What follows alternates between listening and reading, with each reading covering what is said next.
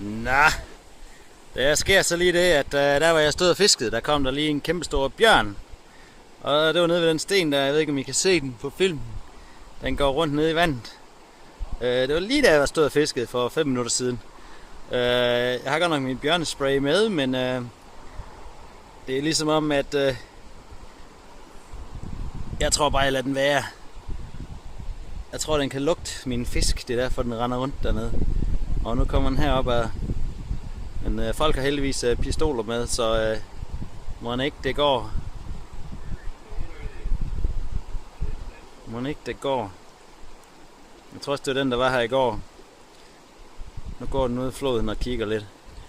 Den har nok også fundet ud af, at det er et godt sted at fiske. Nå. Ja, nu flygter folk lige så stille og roligt. Det kan jeg egentlig godt forstå.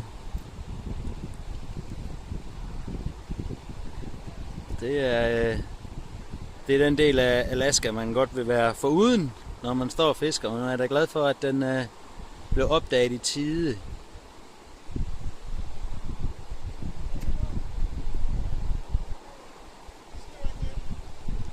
Nå, men nu er jeg her med min kongelaks, som jeg tror, jeg vil rense, og så gå op og prøve at spise. Eller sølvlaks er det.